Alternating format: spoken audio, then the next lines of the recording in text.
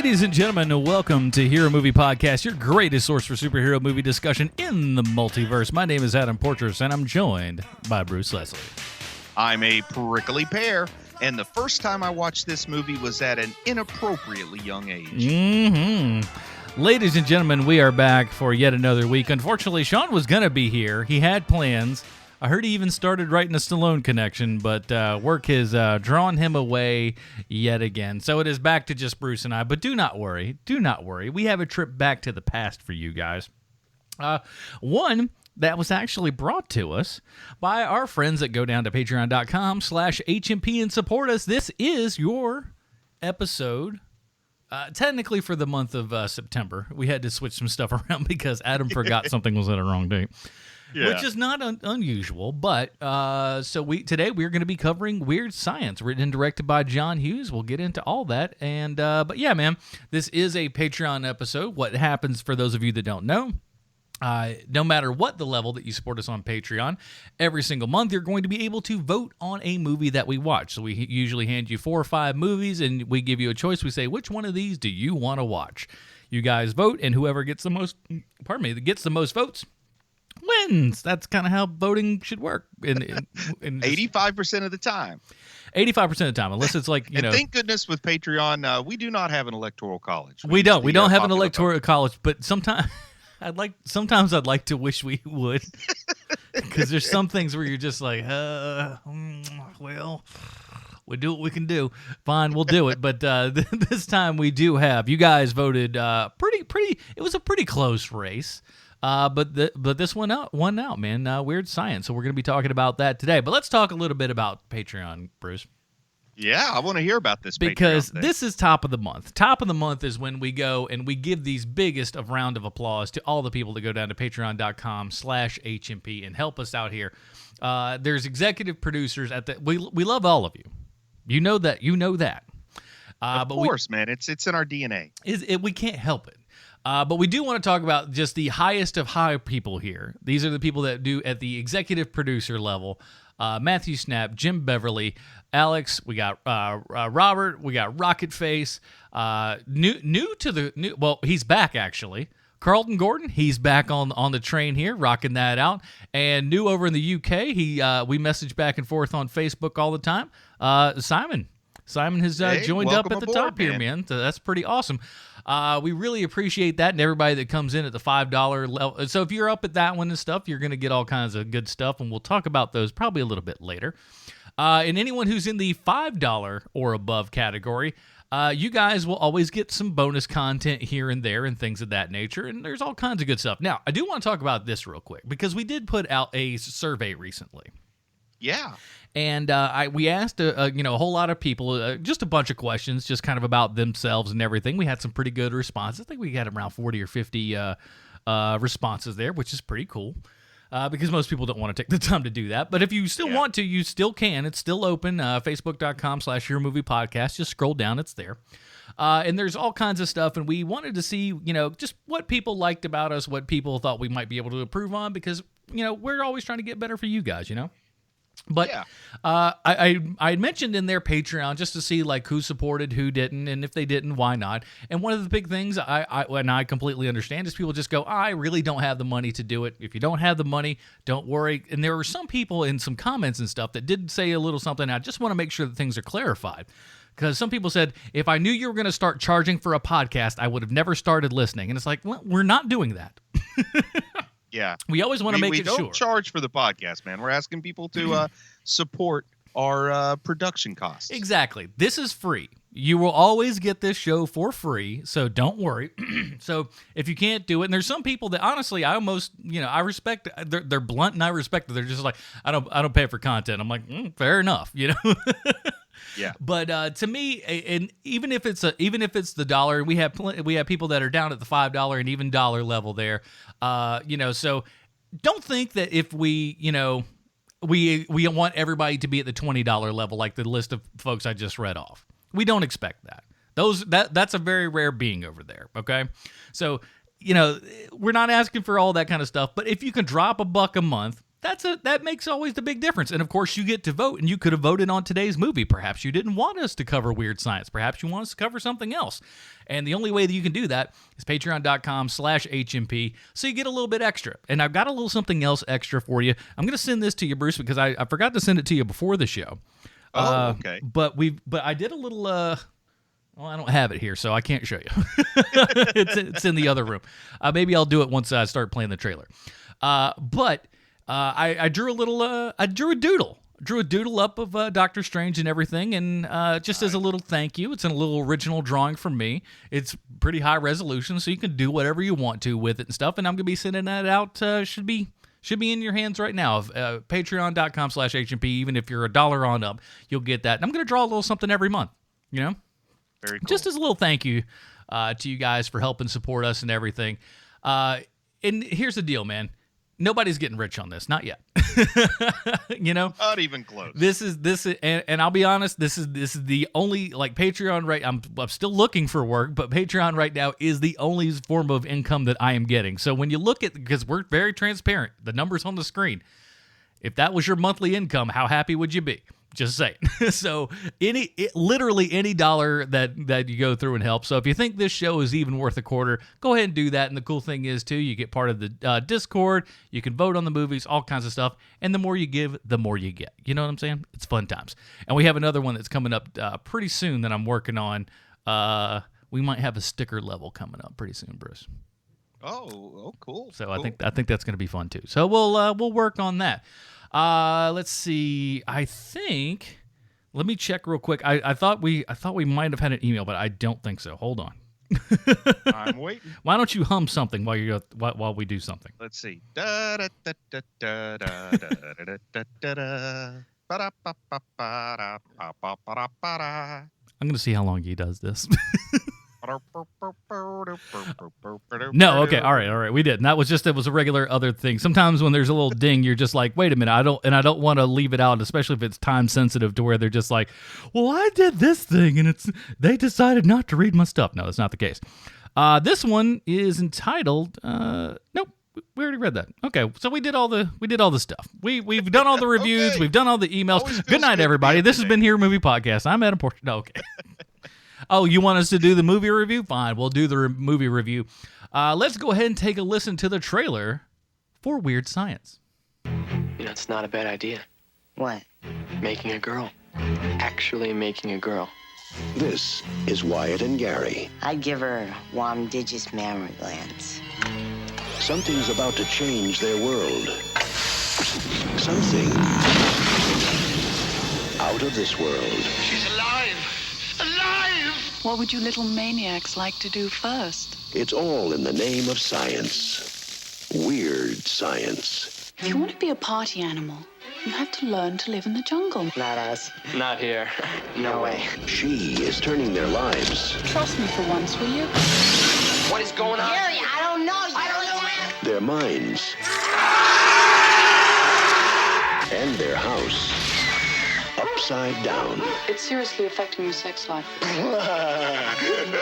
It's completely unnatural. Do you realize it's snowing in my room? Totally unbelievable. What's going on? And definitely weird. Hi, dudes. They went from zeros to heroes in one fantastic weekend. That's so good. Universal Pictures presents a John Hughes film, Weird Science. It's purely sexual. That was a trailer for Weird Science, our Patreon review of technically last month. Yeah, you know, we had to bump it for Kingsman. I don't think anybody's going to hate us for that. Yeah, you got some Kingsman in there. Here's the IMDb plot line. Bruce, do you want the small one or the big one? That sounds like... I always say, give me the small one, baby. That's awesome. This one's nice and neat. Two high school nerds attempt to create the perfect woman, but she turns out to be more than that. Thanks for that, IMDb. You really knocked it out of the park here. That's written and directed by John Hughes, starring Anthony Michael Hall. Is it Ian Island? Yeah. Island Michael Smith, he didn't Sure. do much. Kelly LeBrock, we call him the other guy, really, if we're frank. Yeah. Kelly LeBrock, Robert Russler, Bill Paxton, and of course, Robert Downey Jr. But RDJ? Only he was billed as just Robert Downey. Oh, so it might have actually been his dad, and we don't even know. They look a lot alike, especially at that age. All right, well let's do the all important thing here, and why it's not opening up, I sure shooting don't know. There it is. Bruce's comic book connection. Bruce, what do you have? Because I don't think a lot of people realize that this is an actual comic book movie. I sure shooting didn't. Well, Weird Science was an American science fiction comic book published by EC in the 1950s. The comic ran for 22 issues, ending with the November-December 1953 issue. Weird Fantasy was a sister title published during the same time frame. But Weird Science replaced Saddle Romances in the EC Comics lineup. And now I wonder just how many stories about saddles falling in love there could have actually been anyway.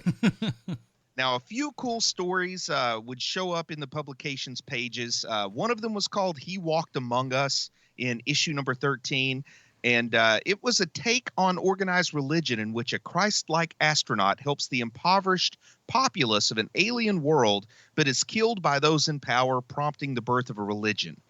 They also adapted some Ray Bradbury short stories.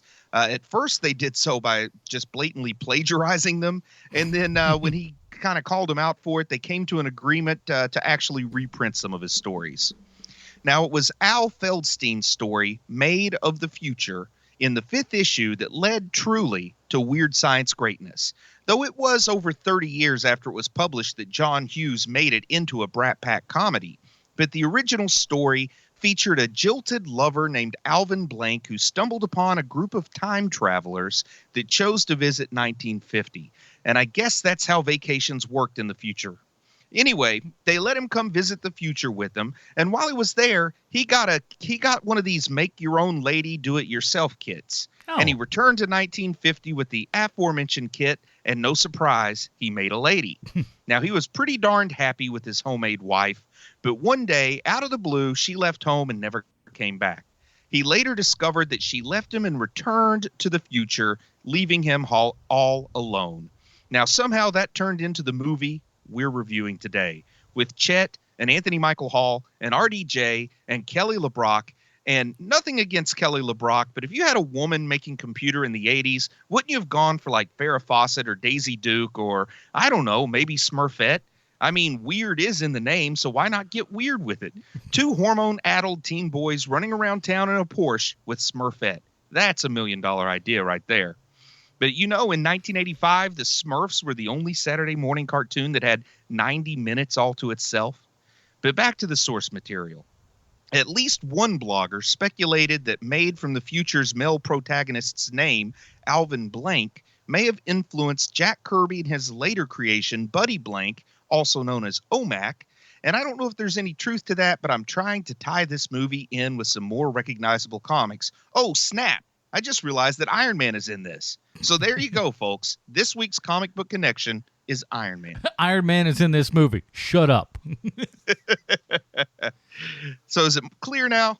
The source material? I guess John Hughes, I mean, he was an older fella, so I bet he was a kid reading comics and, probably around the time this came out. Yeah, let me see how old he would have been right around then, out of curiosity.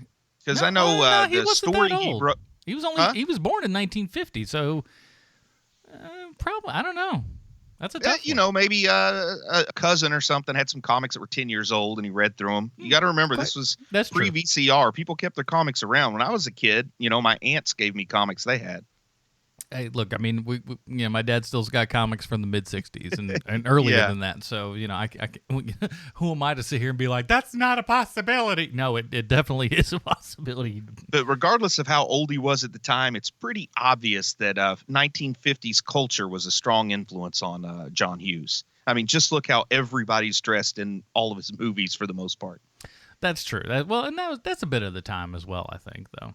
Right. Yeah, it's important to point out this movie did come out the same year as Back to the Future, and Back to the Future really rushed in a lot of 50s nostalgia, at least where I lived. Yeah, and I'll say this: as far like we'll get into it, but I don't. What was the budget on this was very small. $7.5 million, and it made like 38 million, like worldwide or something. So it did really, really good business. So it didn't have a whole heck of a lot of budget to it. So like when you compare it to something like Back to the Future, it's probably not going to look as good or seem as good. But you know, when you don't, the money's on the screen, especially when you have something produced by Steven Spielberg. And I think something worth pointing out is I think it came in at the end of the year as number 15 or 16 at the box office in a loaded year. Yeah. But it never won a single weekend. So that kind of tells you that it had a lot of staying power because it didn't get all of its money on opening or anything like that. So I think that says a lot for the movie. And that was, I mean, but that was also very indicative of the time and stuff too. I think E.T. had been like, and they weren't consecutive, but was like number one 52 different weeks. So sometimes like things back then just ran forever. But I just think it's cool that this movie made a lot more. Well, not a lot more, but it made more money than other movies that won the weekend. But it stuck around longer than they did. Yeah, and this was actually John Hughes' second movie this year, third all around within this year, because I think he wrote another one as well. So that guy was quite busy in 1985, or probably 84. Breakfast Club was 85, wasn't it? Mm-hmm. Yeah. So busy year, man. Right there. So I mean, this is so as far as anyone's concerned, man. I'd say this is about height John Hughes hype right here. And for what it's worth, it's also the same year that Police Academy 2 hit the big screen. You know, it had its highs and its lows for 1985. It did. Yeah. Interesting. It was a busy year for Gutenberg because Cocoon also came out in 1985. That Gutenberg, man, you can't stop him. As much as darn it, as much as we try, we can't stop the Goot. So just before we get into the nuts and bolts of the movie, just overall, how do you think it holds up compared to other 85 movies? Because 85 was a pretty good year. Yeah. All right, so here's where we're going to have some fun, Bruce, because I am not of the age. So I was 3 when this movie came out. You were probably what, 13?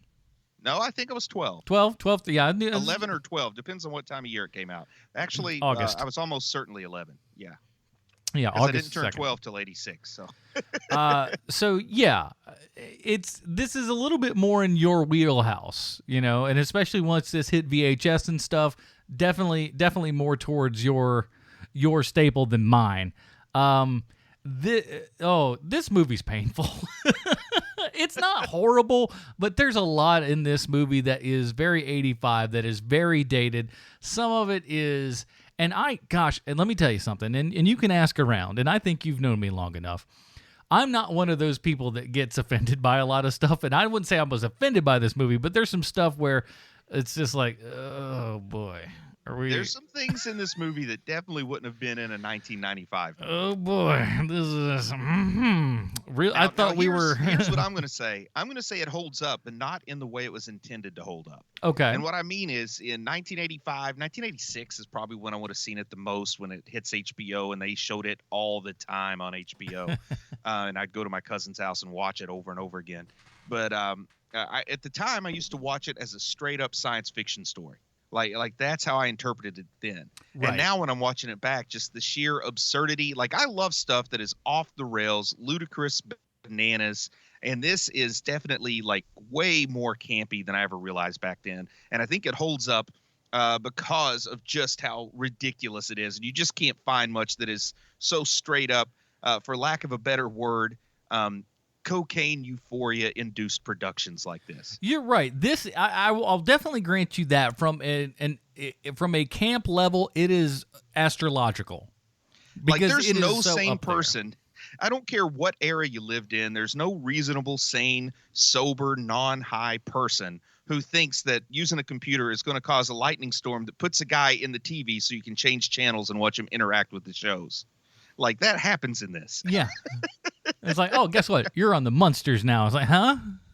Okay. And it was played like straight. I mean, straight up mass studio produced. Like, it was not intended to be like weird in a David Lynch way, but I could see you change the theme music and the tone of the movie a little bit, and it feels David Lynch at times. Just slow down the edit, color time a little bit different. That's, it could happen. And boy, Bill Paxton, man, when he takes a job, he doesn't care. He's going to give you everything he's got, I believe, because Chet left nothing back. He did not hold back as Chet, man. Carries the movie for me. I've always loved to hate Chet, and now I actually kind of just love to love Chet. You know what's so great about the 80s and stuff when we look back at all of them? Everyone's teeth were so bad. Everybody. They weren't really bad so much as they were just big. And I think it's honestly because they were skinnier in the 80s. Like now, even your average person is a little chubbier than they were in 1985. And I think the rest of their face caught up to their teeth. Maybe that was part of our human evolution, is we're all trying to catch up to teeth. But boy, there were some choppers in this movie. I mean, they were straight and they were white, so I wouldn't say they were bad teeth. They were just big. I don't know. Some of them were a little gappy. Some of them are a little bit. I don't know. It's just they're not perfect. It's not Hollywood teeth. I'll tell you that. At first, I really thought Paxton was wearing some kind of prosthetics to make his teeth look that big. Right? But it becomes obvious, no, that's just what his mouth looked like in 85. Yeah, you get up close and it's just like, no, they couldn't have faked that. Not in this time of day. Those are real, boy. Whew. It's like you go back and look at Mallrats and how Ben Affleck's got tiny little teeth. But how do you explain that? And I exactly. Did he outgrow the teeth? Did he go above and beyond where the measure of teeth are? He hit the gym to bulk up so his teeth wouldn't stand out so much. I got to get bigger than these teeth. And then Michael Bay comes in and knocks them all out for Armageddon.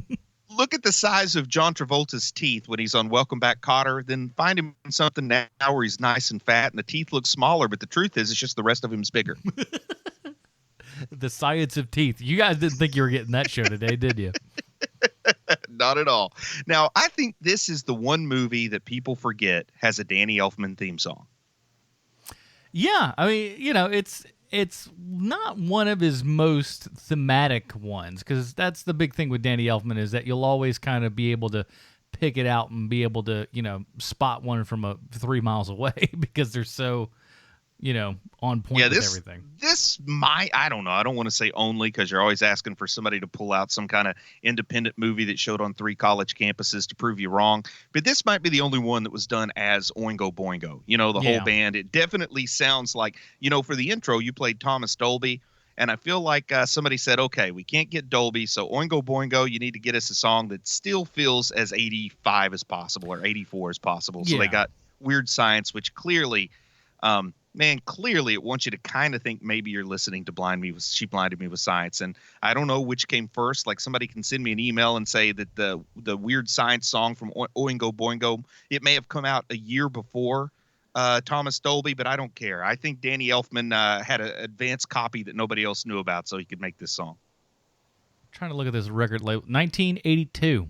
Okay, good. So I'm back on the high ground by saying, man, they didn't have Thomas Dolby money, so they went after Oingo Boingo. That's when your production's in a little bit of trouble, when you don't have Thomas Dolby money. Thomas Dolby was so passé at the time, though. Who could put him up there? No, thank you. But it's funny, man, because if you listened to, if you don't know the behind the scenes and you listen to the Weird Science theme song, and then you listen to, let's say, the Simpsons theme song, you're probably not going to guess that that's the same guy on your own. No, and honestly, that's one of the big things with Danny Elfman, was that, and people did not want to take him seriously as an actual composer for so many years, just because it's just like, oh, the guy from the rock band? No. Yeah, what do you know about this? It's just like, listen to it, dummy. Give him a chance.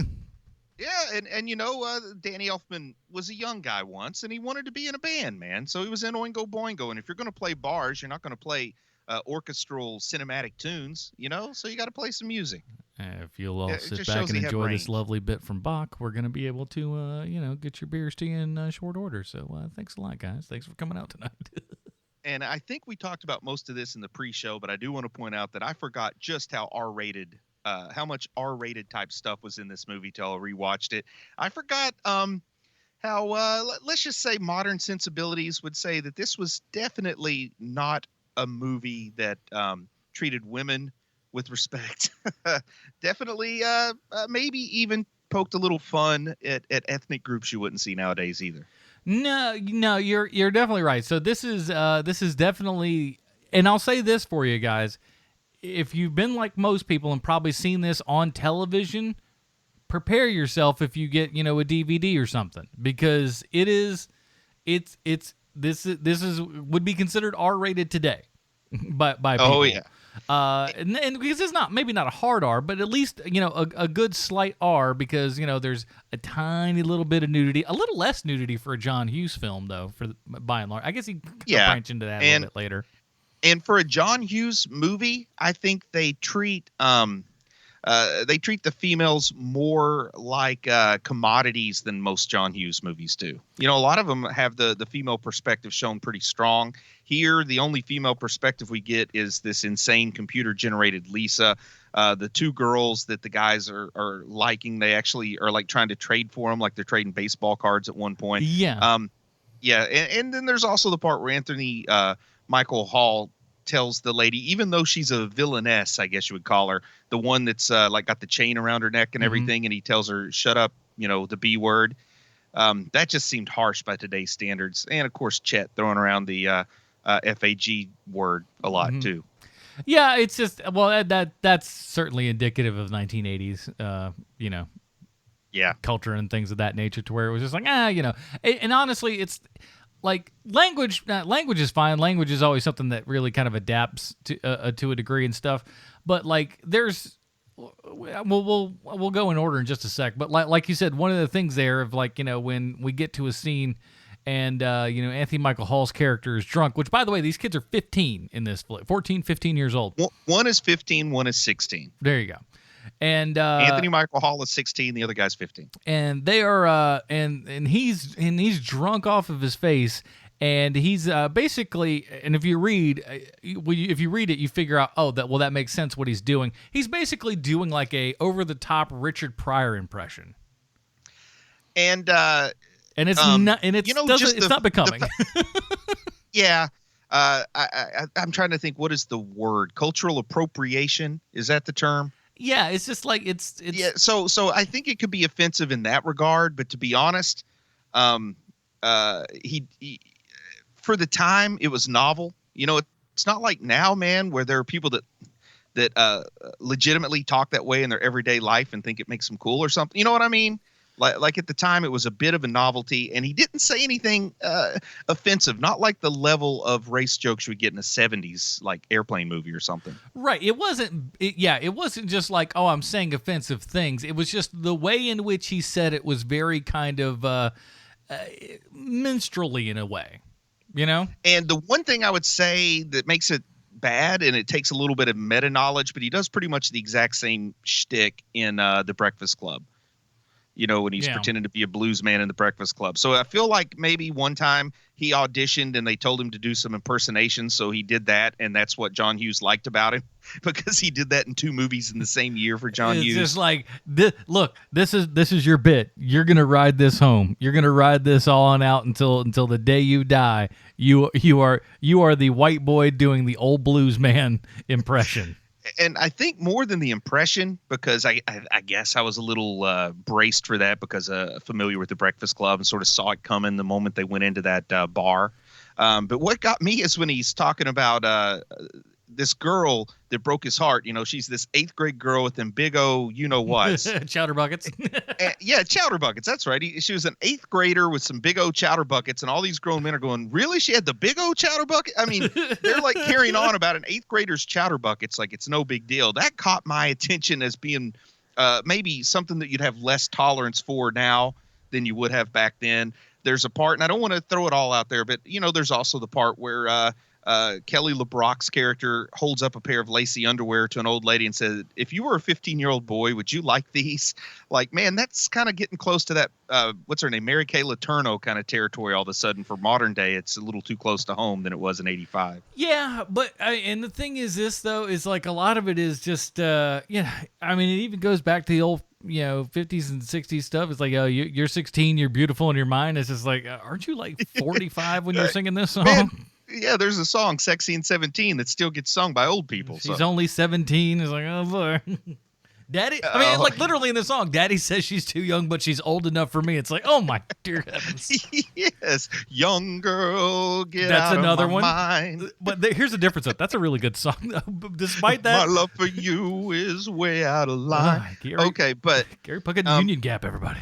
Something interesting too is Kelly LeBrock. Now, I don't know exactly how old Anthony Michael Hall is, but I looked it up because they do have a scene where she's making out, like hot and heavy open mouth kissing with the other guy. Mm-hmm. And she really is like 9 years older than that other guy. So he was pretty close to his character's age when this was being filmed. And she's like 25 or 24, something like that. And I thought, okay, so in the show, it's just a movie, but it had to be kind of weird or awkward on set too. And it's just weird. And it's interesting Not quite as weird as when that little boy kissed. Didn't a little boy kiss Tom Cruise's ex-wife in a movie once? That movie Birth, Nicole Kidman. I think so. I forget. That was pretty weird too, man.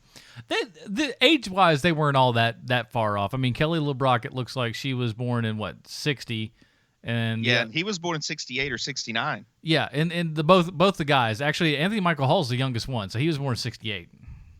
So 69 for I the thought the other guy was Wyatt. born in 69. Nope, vice versa. Okay, 68.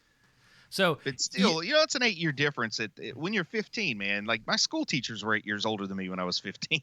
well, the I can't talk today. The thing that I read was Michael Smith's character. He was actually the one who got a little tonguey in the making out scenes with her.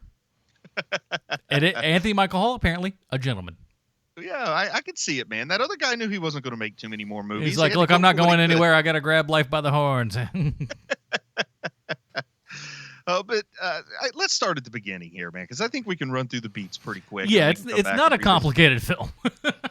But, it starts outside of a gym class where Anthony Michael Hall and the other guy, which is what I'm going to call him, man. I'm not going to call him by that name that we can't agree on how to pronounce. I might call him Wyatt every now and then. Yeah, this is they're definitely the Wham of 80s John Hughes movies.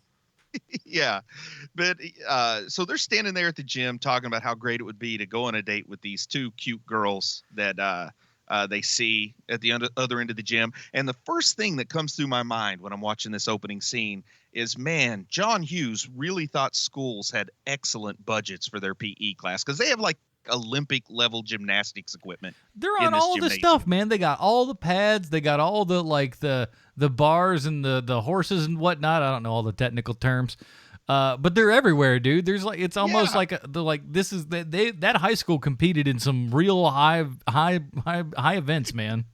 All my high school had was 2 basketball goals and this rope with some knots in it that hang from the middle. Like that was it. That was it for equipment. Get to the top, boy. That's why all we ever played was relay races and basketball. And we had to bring our own shoes. But anyway, just caught my attention. Bring your own. What school's providing shoes, bro?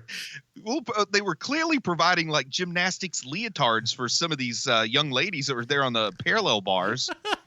Go ahead, keep going. But I wonder, like, did John Hughes actually go visit a high school and see this? Because I feel like he filmed this at the U.S. Gymnastics Olympic Training Facility or something.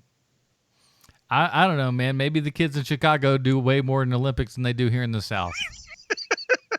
That's always a possibility, I guess. But of course, RDJ and the other guy. Again, there's a couple of it's other all guys. Whams. But RDJ and the other guy pull down their shorts, and then they, kind of stand there embarrassed because their shorts were pulled down in front of all the kids in gym class. And man, all my life I would have given anything for hair like RDJ has when he pulls that kid's shorts down. I don't know how you get it so curly and so high up in the air and so glistening like that. It's like almost like a little bit of the what did they call that in Coming to America? Soul glow. Soul glow, a little after. It's almost like they squirted that and then lifted it up. He's got some good hair in this movie, man. Much better hair than he has in any Iron Man film. Step up your hair game, RDJ. Step it up. Had he made many movies before this? Yeah, I think he had a couple under his belt. I mean, I know like his first movie was 4 years old or something, but I don't count that. His dad made a movie and stuck him in like as a kid. But I didn't know if this was his, because I did notice in the credits they didn't put the junior there, which I thought was weird. Well, it's always a weird thing with that. At certain times and stuff, you'll get billed as certain things, and depend upon how many, who's to say. Let me look and see what the earliest is here. It's gonna be pretty close. You got to say, I think it was about a mistake. It's about his like sixth thing. 1, 2, 3. Wow, so he'd 4, done more than I 5, realized 6. at this It's point. about his seventh role. Because Most it's gotta be most uncredited looks like kind of cameo type stuff. So. Okay, because anybody from this point on has to know it's a mistake to sort of cast RDJ as a bad guy, because he's just too darn charismatic. I mean, he gives you those pretty eyes and that smile, even if he is kind of dressed up like a reject from Flock of Seagulls for half the movie. Like he has a formal dinner jacket and a pair of shorts and yellow socks. I mean, he has some crazy fashion choices, but he's still just too darn charming to be a bad guy. Yeah, it just like he's got a mischievous face instead of like a threatening face. It's just kind of like a guy who's just up to no good. Yeah, he's roguishly handsome rather than just a rogue. Yeah, there you are. I see what you did there. So they go back to Wyatt's house, and this is when one of the greatest tropes ever to come out of the 80s happens. And this probably isn't the first incident of it, but man, it is the best. And it's that trope, computers can do anything. And I wish Sean were here, because he loves to talk about that whole idea that in the 80s we thought computers could do anything. And man, they're taking it to the extreme in this movie. They're watching stuff. There's all these graphics on screen. It's like they're watching Frankenstein. Well, yeah. There's that. Well, let's talk about that for a second, because the whole Frankenstein thing, first of all, and colorized, first of all, just no. That was my question. Like, was 85 some kind of peak time for Ted Turner colorizing old movies? That's because about I that watched era. that and I thought, what kind of weird remake are they watching of Frankenstein? And then I looked on IMDb. It said that was actually the 1931 Frankenstein, and that's when I thought, oh man, Ted Turner strikes again, because he went on a tear. I know one time he colorized something that had Frank Sinatra in it and gave him brown eyes. I always like the Family Guy joke where it's just like, I've done the world a favor. I've colorized the moon. I'd like to see somebody take it the other way. Go black and white a few movies. Look, man, the Fury Road, you can buy that in black and white now. Yeah, that's true, man. And Logan. Yeah, I got that. I still haven't watched it in the black and white yet.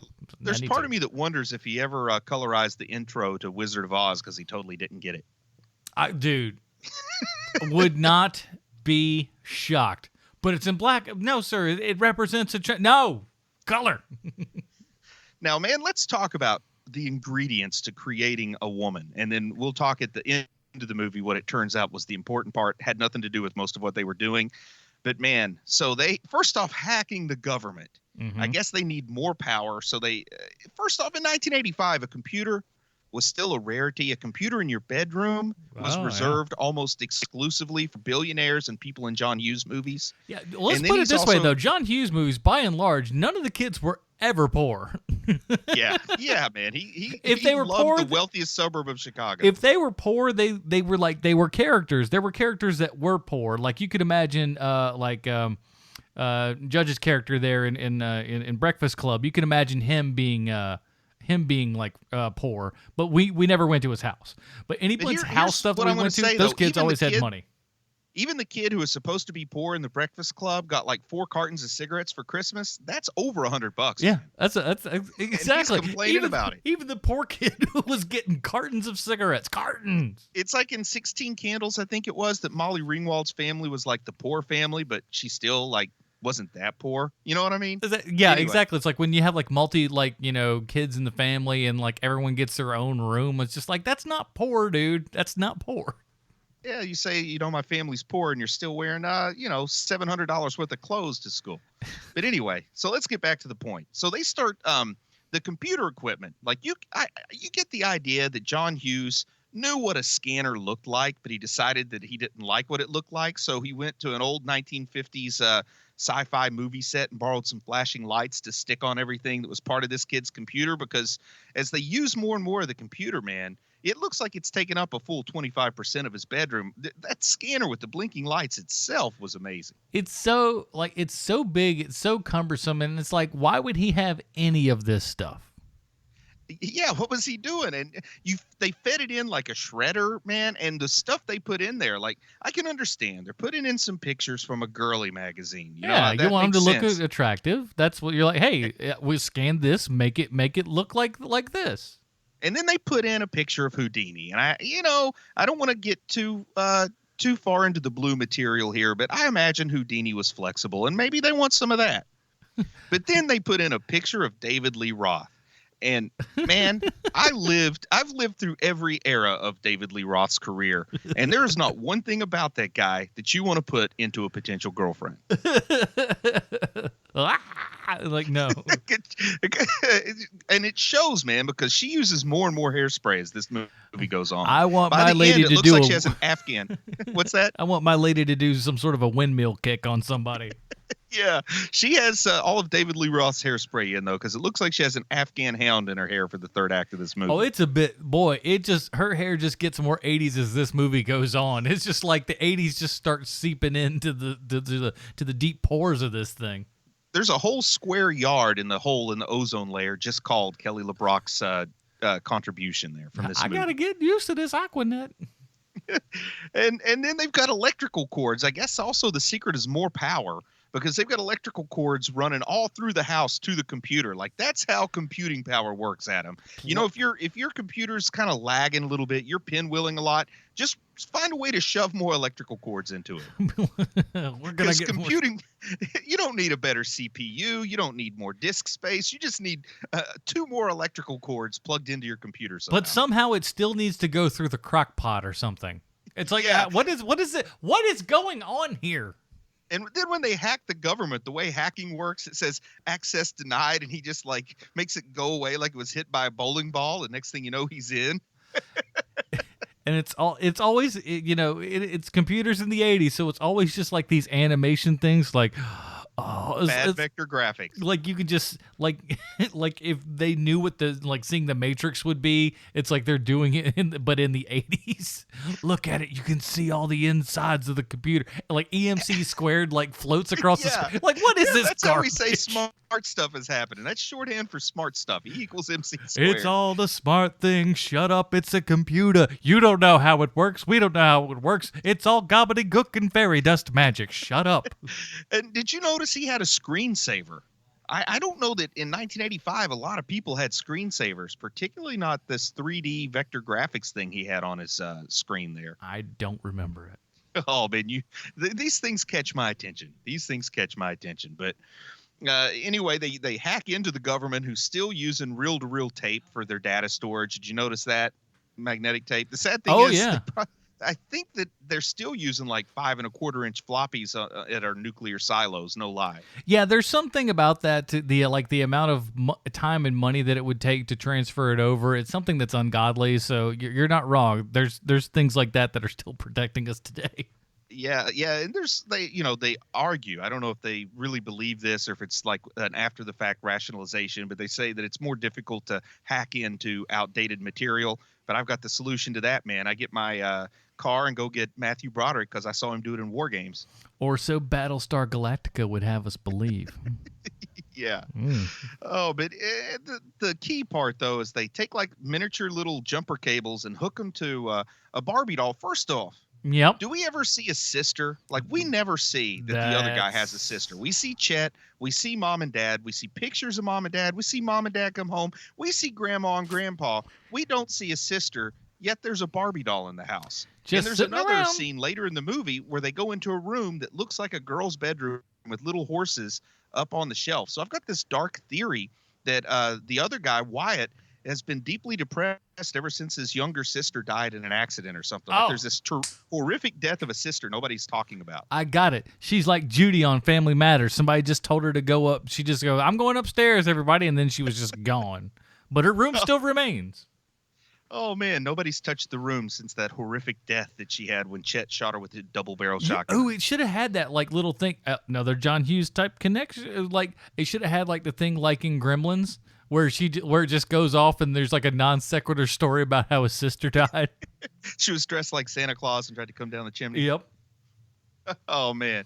But so next thing you know, this computer sucks up all the power in the house. The washing machine blows its lid. The dryer blows its front. As it does. I don't know. They start shooting stuff out of chimneys and things like that. Books and then come out of the bookcase. How? I don't. Why? Who knows? And then the door starts like bulging like a big bubble. And did you notice he has a sign on his door that says, "I break for women"? Oh, yeah. I miss 1985. It was a simpler time then. But then the door, I had my no explodes. fat chicks bumper sticker. Oh, man, I had warning human gas leak was hanging up in my bedroom. No lie, I had that up. But anyway, so the door explodes, and there stands Kelly LeBrock. And here's what I'm going to say. Kelly LeBrock looks the best she's going to look in this whole movie in the very beginning. Mm-hmm. And she, she's a lovely lady, and she continues to be a lovely lady. But it seemed to me like the further the movie went on, the more the style, the fashion, the more 1980s she got, man. And as a result, it's like the longer she's there, the less like a fantasy she seems, and you're almost ready for her to go by the time she leaves at the end. I don't know. I mean, and that's an interesting statement. I wonder, because the way that the trajectory that the story takes, I wonder.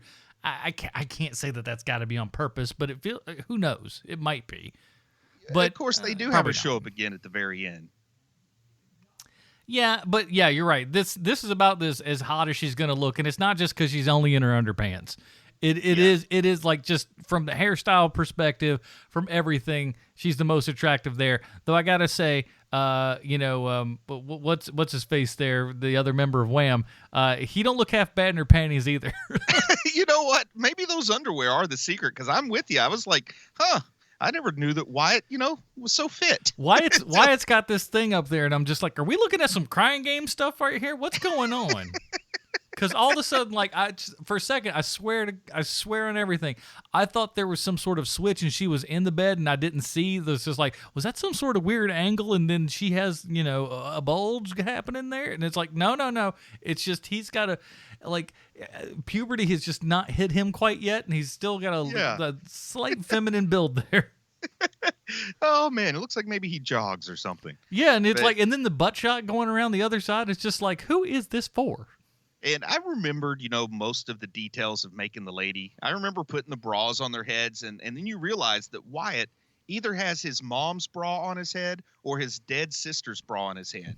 And neither one of those is a real appeal. I mean, even when you were 15, would you have thought it was a good idea to wrap one of your mom's bras around your head?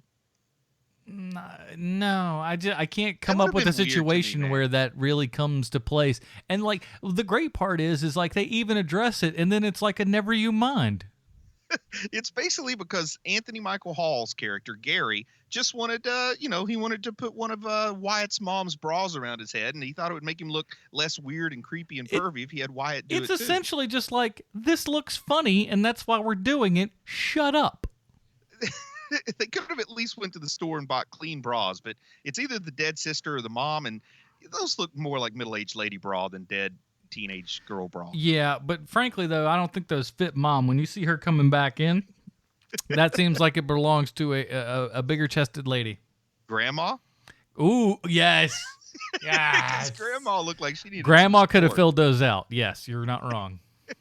And I remembered that they made Lisa here, but I forgot of all the magic powers Lisa had. Like I said, I've seen the movie a lot, but it's been a long time.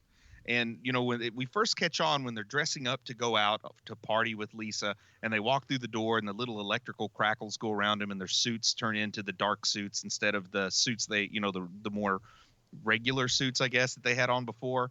And that's when I kind of clicked, oh, yeah, she has magic powers in this. And she makes the pink Cadillac, which to my dissatisfaction goes away awfully quick, and they replace it with what I think are uglier, if more expensive cars. Yeah, pretty much. But did he? Because he didn't really crash it per se.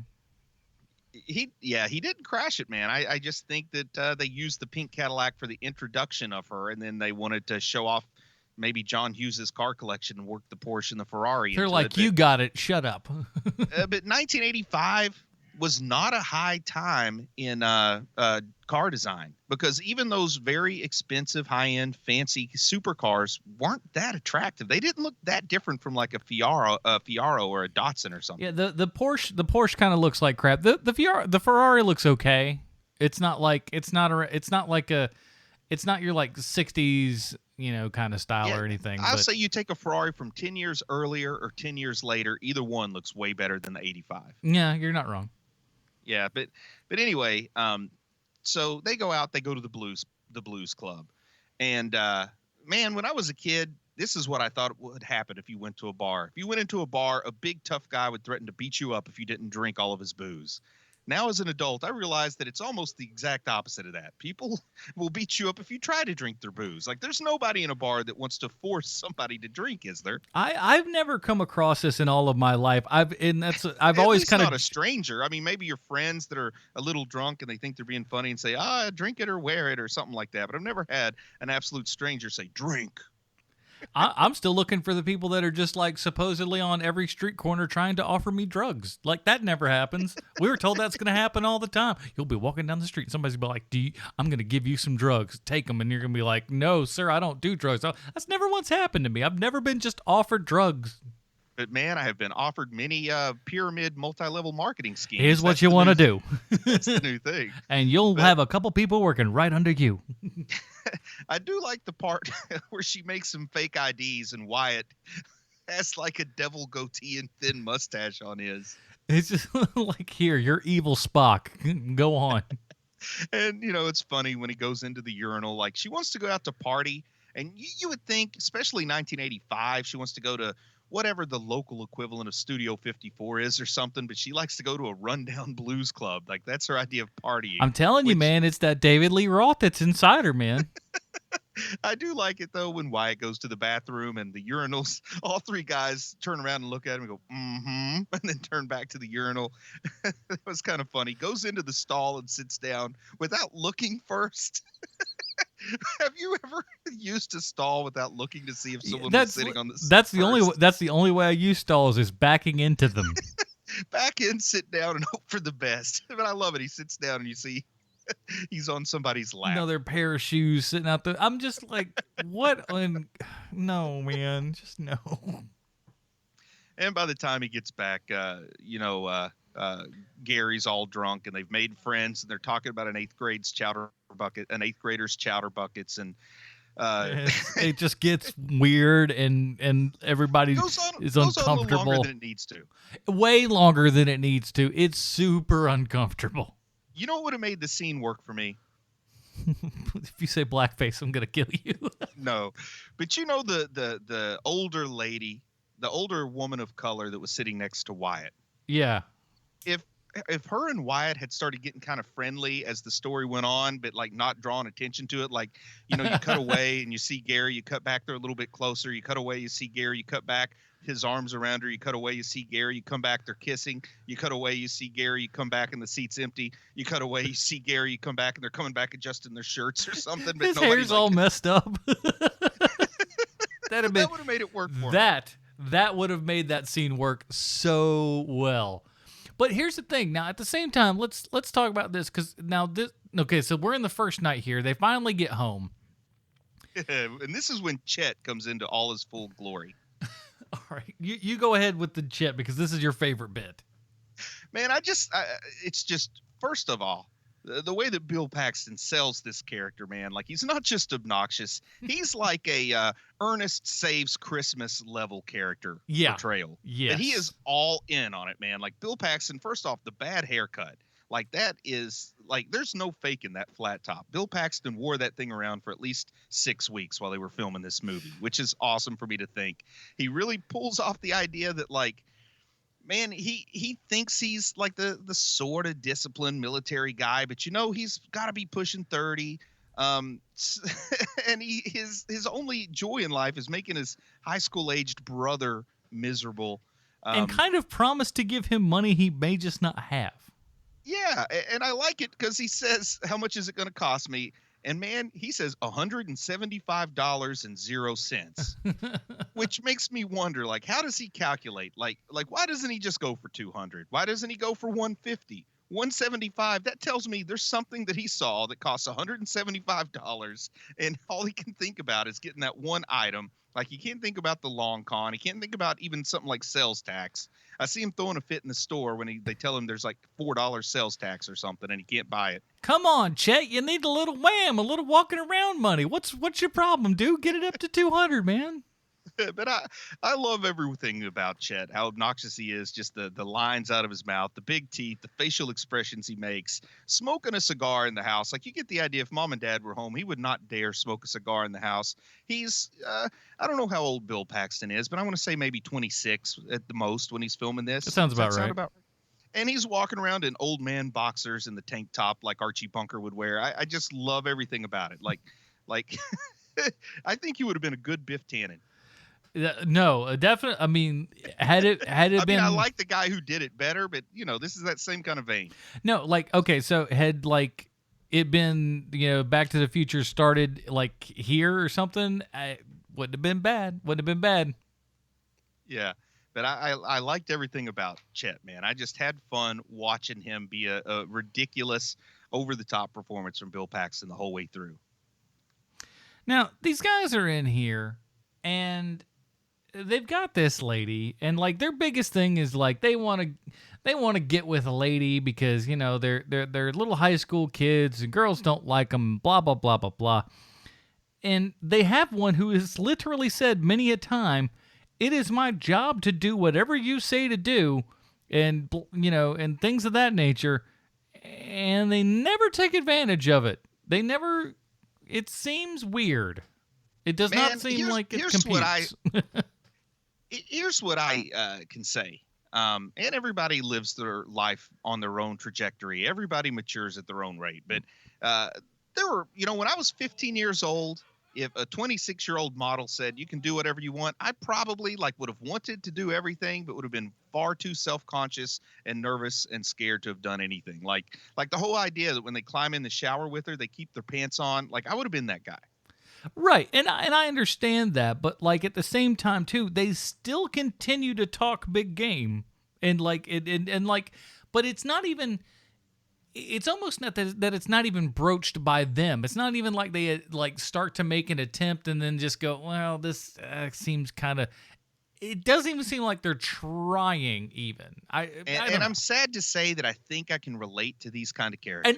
And I get it because I would have been too. But here's what they really want. They want people to think. Other way. They want people to think they've been with a lady. Like, they want the ego boost of people thinking they've been with a lady more than they want the actual physical satisfaction of being with a lady. That's true, and honestly, that's like most guys of that age, to be frank. Yeah, like you don't even really know what to expect from the physical satisfaction, but it's all about the bragging rights and stuff like that. You just want to look good in front of other people. Yeah. Yeah, exactly. It's much more about man, it's the reason maybe that they want to go out with these popular girls is more about they'll think that it'll make them more popular than they actually know anything about these girls' personalities. They've only looked at them from afar for the most part. That's true. They've really not interacted with almost anyone other than themselves.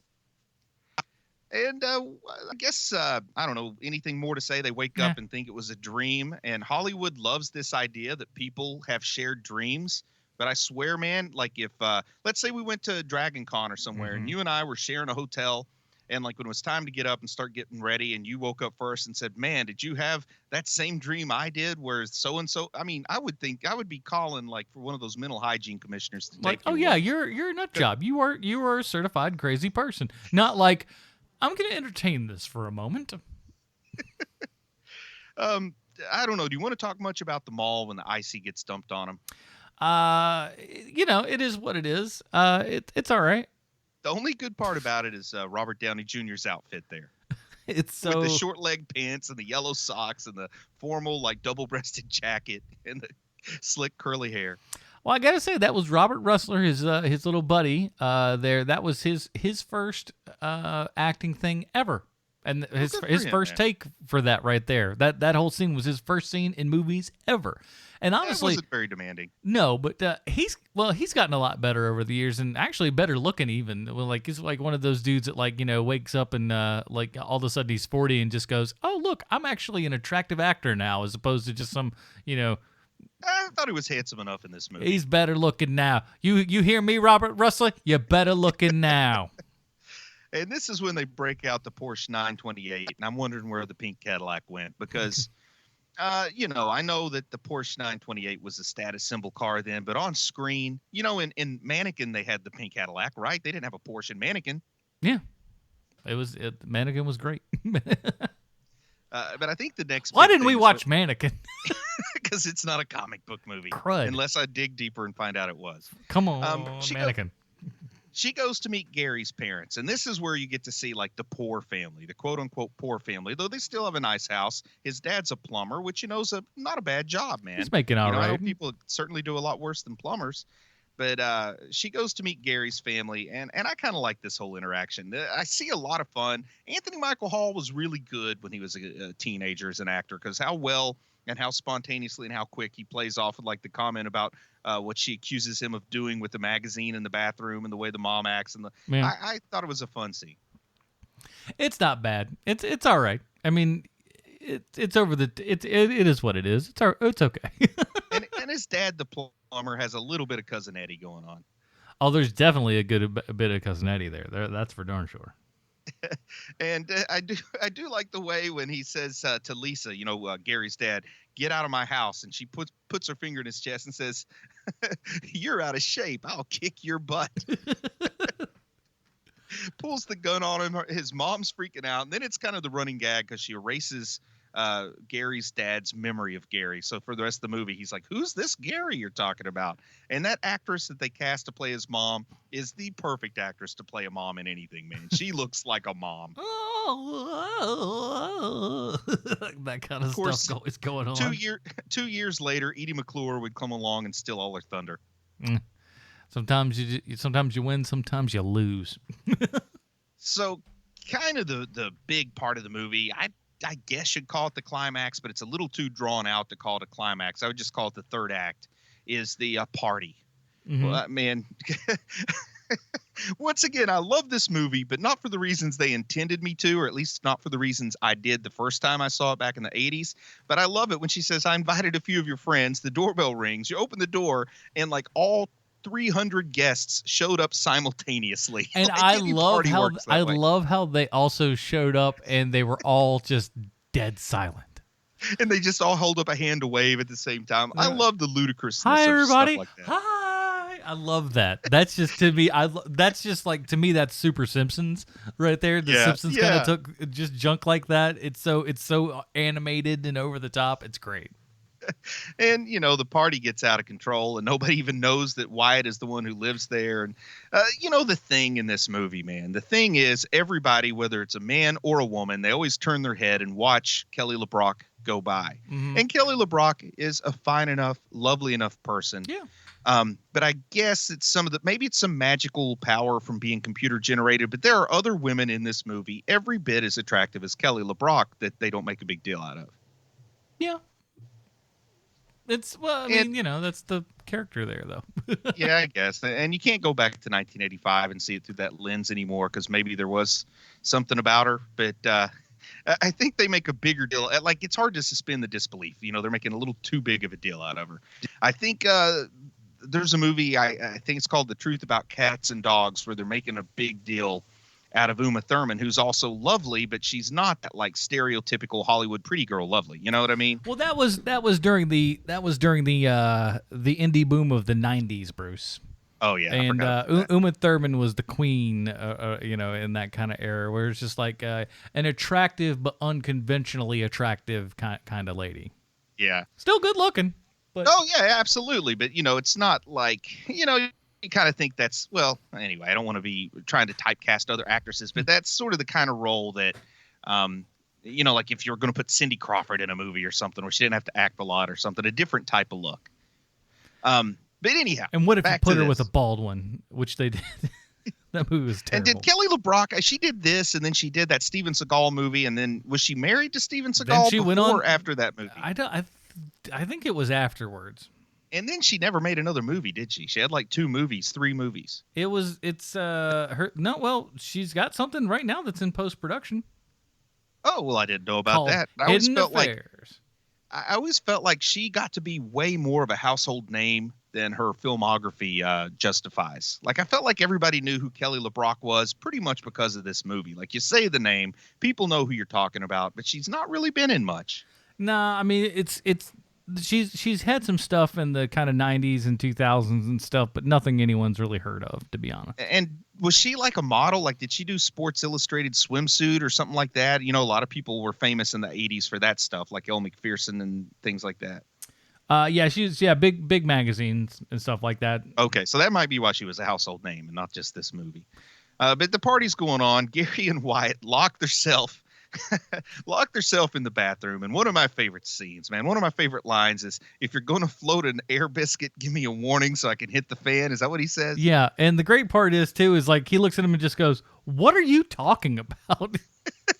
And then he explains what floating an air biscuit is. Then finally his nerves get to him. He goes, okay, go ahead, hit the fan. Right then the girls knock on the door when it smells like, yesterday's toot. He's telling him to light a match. He opens the door and they say, what are you up to? And Wyatt, you hear him scream from the background, Gary just took a dump. I didn't get that.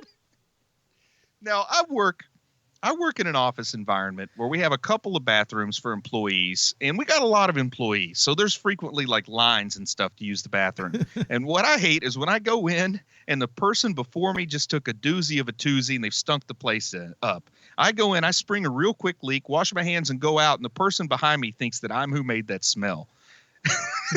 That kills me every time.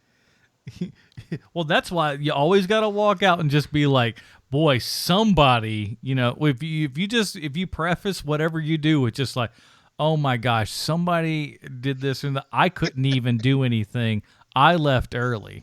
Oh, man. Back when I lived in Nashville and I was at Vanderbilt, I was waiting to use the bathroom there at the clinic where I was training at. And the guy that was in there before me, he just walks out and he gives me a quick like shake of the head like, no, don't go in there. And I just told him thanks and found another restroom. Do yourself a favor, man. Turn tail and run. I don't want to tell you what I did in there, but it lowered the real estate value. They're going to have to call it exorcist. But you know what? This doesn't really turn into your typical 80s out of control high school party. Like the people at the party are actually pretty well behaved. Yeah, it literally takes an outside source that's not them.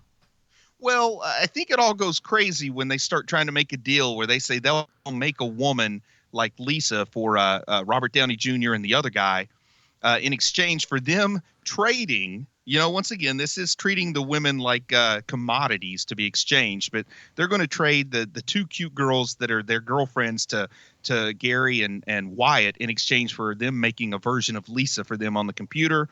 They forget to hook up the Barbie doll. It falls on a Time magazine, and next thing you know, a Pershing 2 nuclear warhead just busts through the middle of their house.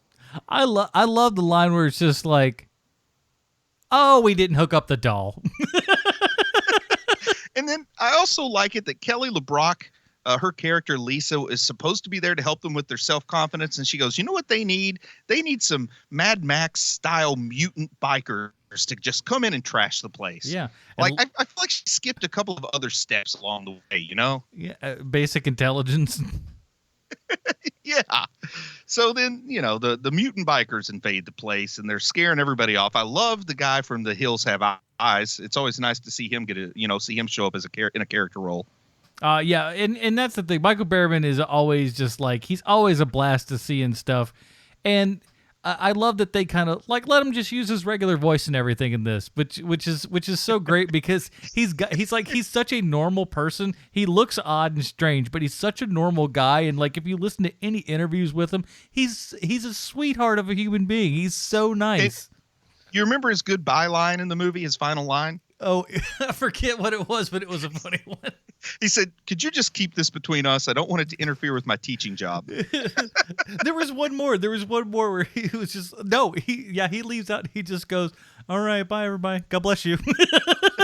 Oh, man. I also love it when the grandparents are out at dinner and they say, it kills me to think of Wyatt at home all alone. And Grandpa goes, doesn't he have any books to read, Margaret? Or whatever her name is. If there's one thing a teenage boy cares about, it's his grandparents. So the grandparents show up at the party and Kelly LeBrock has to freeze them and stick them in the pantry.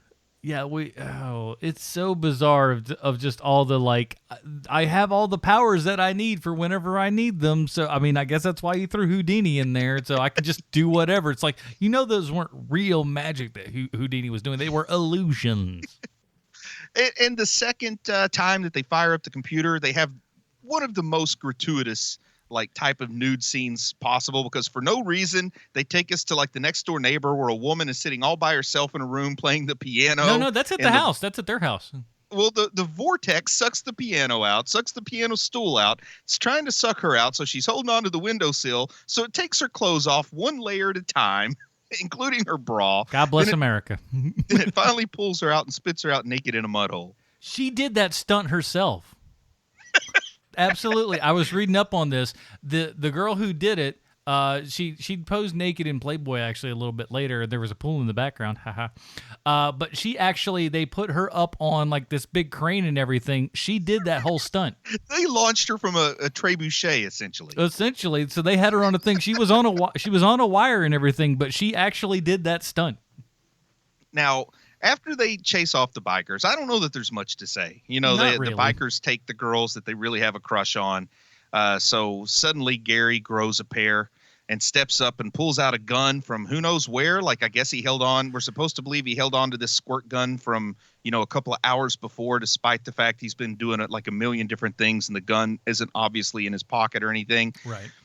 But he pulls it out, chases off the mutant bikers, then says, don't worry, it's a squirt gun. Then you get the gag where he pulls the trigger and it shoots the chandelier. But then, everybody leaves the party except the next morning, they got their two little girls. They've won their prize. Like I said, not treating them with agency here. But Chet comes home with a dead duck. I just love it that he comes in the house carrying a dead duck and has a big confrontation with everybody. And when Gary and Wyatt go jump into the Porsche and the Ferrari to take the young ladies home, she turns Chet in, and I wasn't sure what exactly he was turned into. Yeah. According to IMDb, it's a talking turd. Somebody's got some weird looking turds. Makes me wonder what's going on with John Hughes' diet, if that's what he thinks a turd looks like. No. It looked more like a frog guy or something to me. Yeah, a mutant, a blobby mutant of sorts. Yeah, and he's got the frog tongue because he eats the fly and the big tongue. I love this puppet. Not surprising. Tell you, I loved it when I was a kid, and I thought it was going to be one of those things where, like, in your memory, it looks way cool, but when you see it now compared to CGI and stuff, it looks so dated. Nope, I still love that puppet. So that was, as you might have imagined, in 1985, that was a practical puppet that Bill Paxton was actually supposed to get into and do all the puppetry work, but he was too claustrophobic, so they had two little people get inside and do all the work. And, they made the face look close enough to Chet's. I liked it, man. They even gave it big teeth and the flat top. I'm not the kind of person that would like to have a lot of movie memorabilia, but I wouldn't turn down the Chet Turd puppet if somebody offered it to me. You got that Chet Turd puppet over there at Christie's? What's that going for? I will bid $1 million. Come on, honey, we got to get down to Sotheby's. They're getting off that Chet poop puppet. And this had the thing where I don't know exactly how it goes down, but this happens with a couple of John Hughes movies where I feel like we've reached the end of the movie, but he realizes it's only an hour and 10 minutes long. So he has like that protracted denouement. Yeah.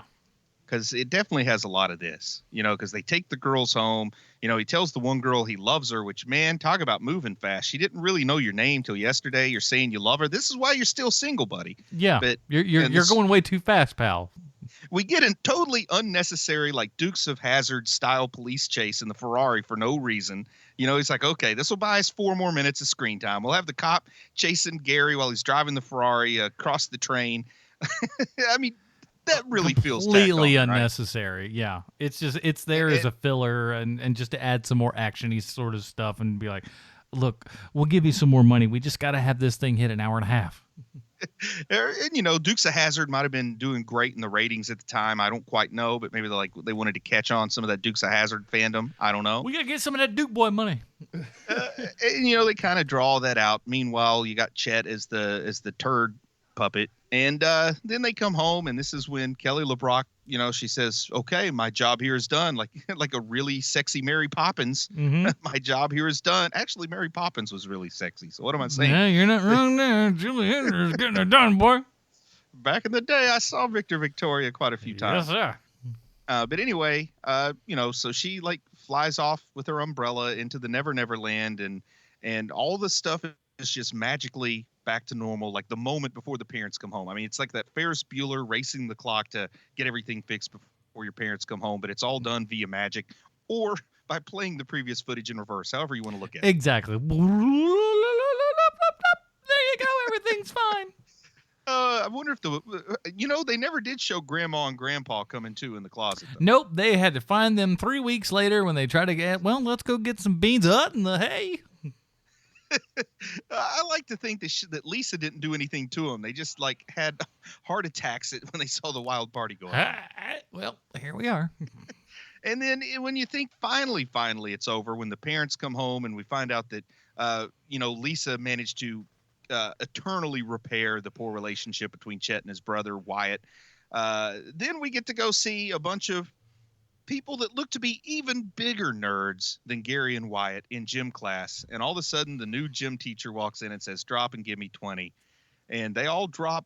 They all simultaneously do the I should have had a V8 thing where you pop yourself in the forehead and then they fell backwards. While Kelly LeBrock's in her leotard swinging a whistle and winking. And that was the kind of ending that when I was a kid, I thought guaranteed a sequel. Well, I mean, it's set up like it could easily. But man, how bad would Weird Science 2 be with Kelly LeBrock as the gym teacher? It could have been as good as Porky's 2, I guess. This is true. It's just it's that bit's just really bad. And with the whole they all do the same thing. It's all a slap on the head and then pass out at the same time. It's just I've seen a lot of pretty ladies in my day. Ain't one of them made me slap my forehead and fall backwards into it's so dumb. I just love the dumbness, though. I like to think the part of what gives me joy is I like to think that the person who did it thought that it was the most clever thing ever. And what I'm laughing at it is because it's sort of showing, boy, doesn't this look ridiculous? I think they intended for you to be genuinely laughing, but instead I watch it they're showing me I look at it as if it's parodying itself. Yeah, it's just been all right, boys, that was cute. Everybody did the same stupid thing on take one. That's adorable. Let's do this again. Take two. They were like, no, this is all we're doing. I cannot tell you. I don't know why the totally ridiculous, obnoxious, over-the-top Chet brings me so much joy. Why the stupid stuff everybody showing up for the party at once in unison brings me so much joy. The idea of the whole PE class full of nerds of the level that they would make the guys from Freaks and Geeks look cool. All that stuff, I just love it. Not a surprise. Not a surprise at all. Well, it also shouldn't come as a surprise to you guys as it's come to that time of the show. Hey, is there any chance, and I don't see how it would be possible because Sylvester Stallone was up to nothing in 1985. I don't know how this movie could possibly relate to Sylvester Stallone. Well, you know what, Bruce? I think I got you prepared. I think I got you set here because I have a prepared statement.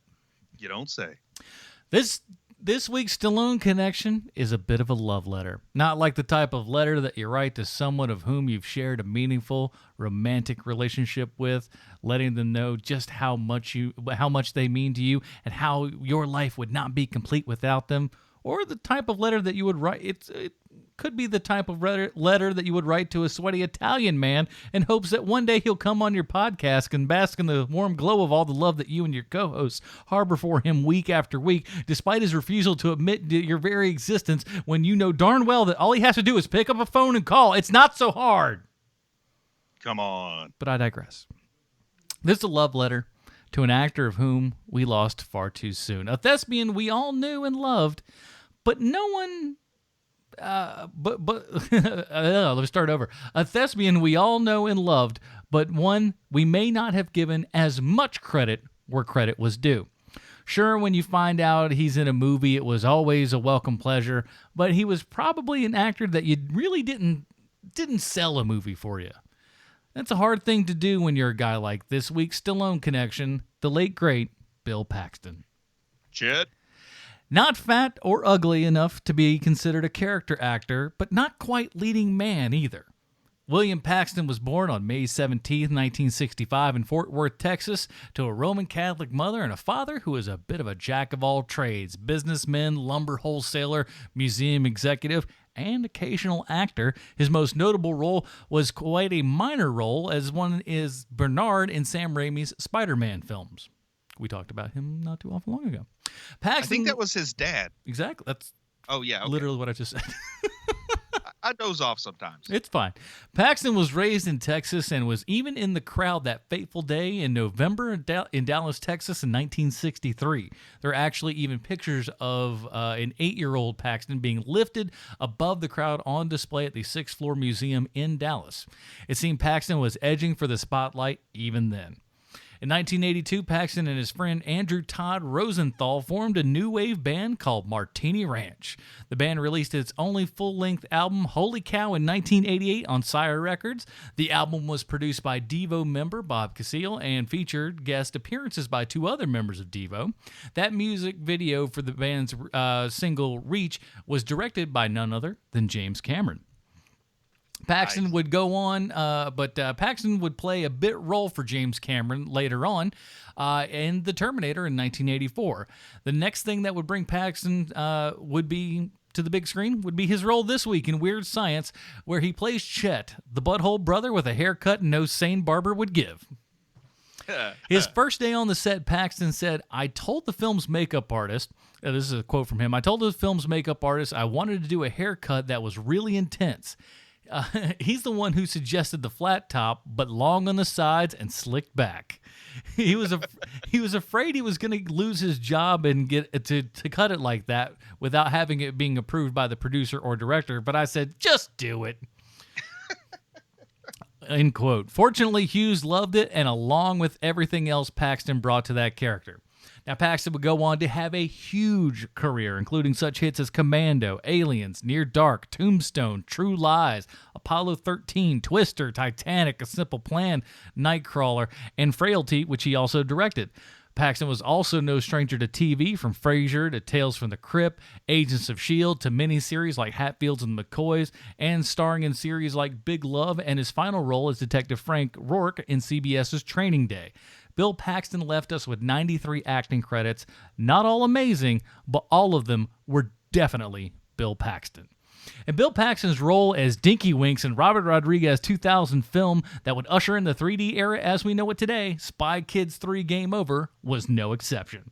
And why would it be? Could anyone do horrible work besides the character of Toy Maker portrayed by the actor who's most made of the stuff that dreams are made of, Sylvester Stallone? I dare think not. Bill Paxton may have never been seen as a true character actor or traditional leading man, but doggone it, he was the best darn Bill Paxton anyone could have ever hoped for. So there you have it, HMPers, this week's Stallone connection. Now, Chet, let's rate this bad boy so I can get back to doing what I do best, animating Barbie dolls to come back to life in the hopes that someone will love me one day. Now, man, that Spy Kids movie, did you say that was Spy Kids 3 Game Over? Spy Kids 3D, mm-hmm. And wasn't it Bill Paxton that made Game Over such an iconic phrase? He did indeed. So maybe that's the connection there. A connection on connection on connection. That's what we do here, everybody. All right. Is it time to rate so this? That is it, Bruce. Let's go ahead and rate this sucker. What do you got?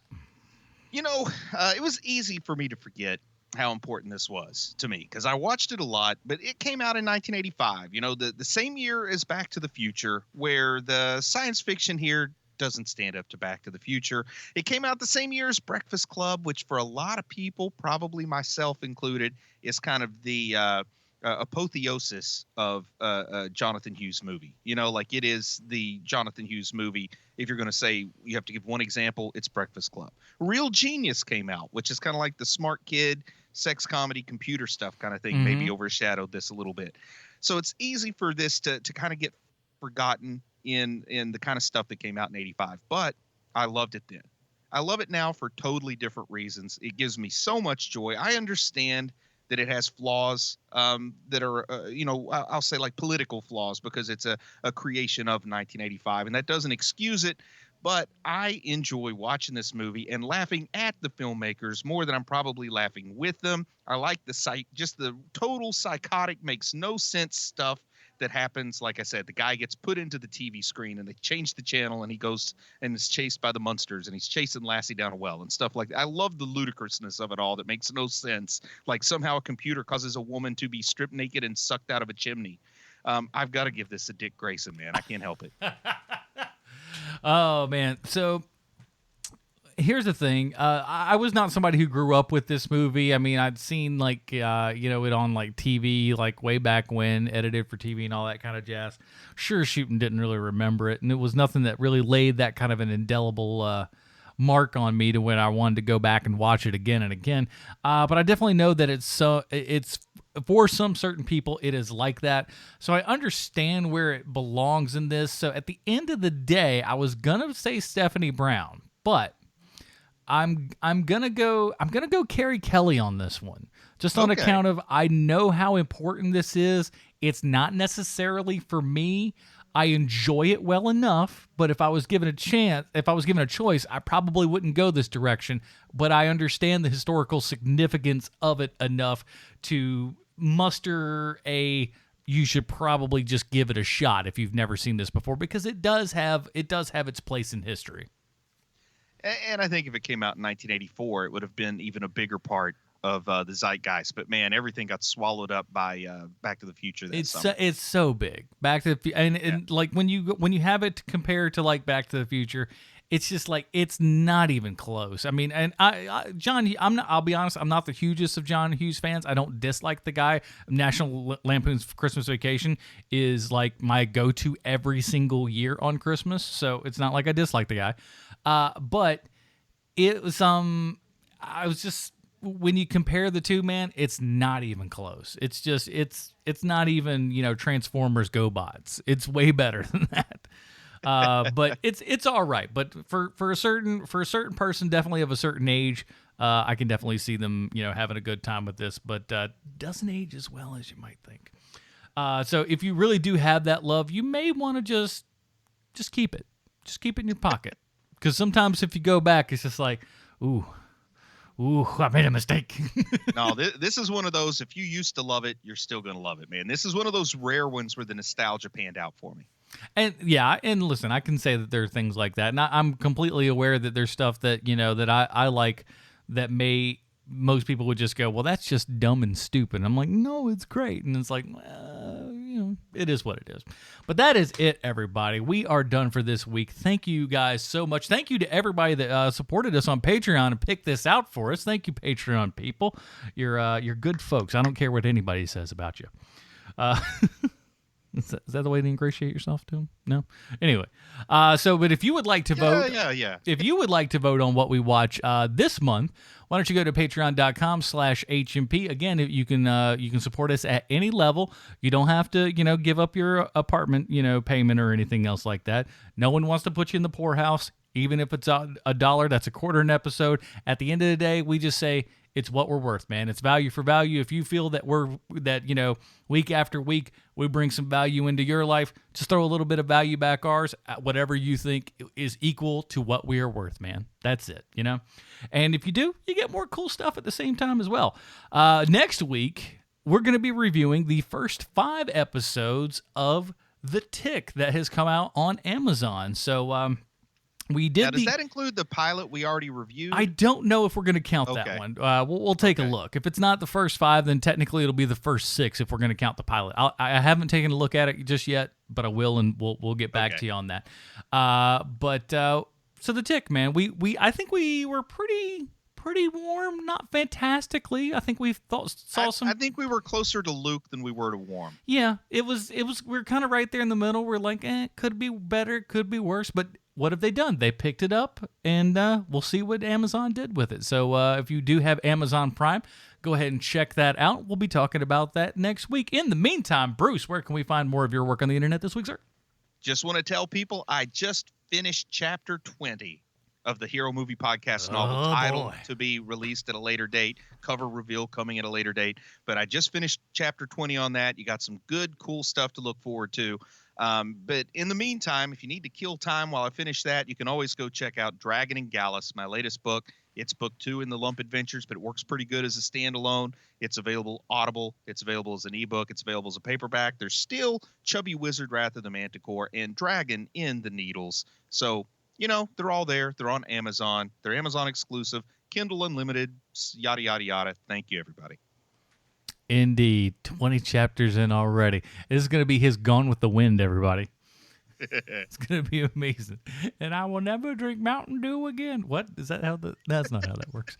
And of course, my other podcast, The Film Find, thefilmfind.com. Matt's been gone out, so we're going to have, when he gets back, we're doing a double episode. I've been watching more movies than you can shake a stick at. We're going to have, I want to say, between those 2 episodes, films that I've just watched, we're probably going to cover at least 10 plus. So there's a lot of stuff we're going to be covering over there. So check us out, thefilmfind.com, and all that other good stuff, man. And Nerd Talk Now, I would have done the live show yesterday, but the internet was so torn up that we couldn't do it. Normally that's Saturdays. I'll probably try to do something this week. So just check out Nerd Talk Now, or facebook.com/Nerd Talk Now, and follow on Twitter and all that kind of good stuff, and we'll get you an update when and if that happens, everybody. So thank you guys so much. Join us next week when we talk the first 5 episodes of The Tick. For the absent Sean Keenan, Bruce Leslie, I'm Adam Portrais. Stay super, everybody. Goodbye, Marty Davy.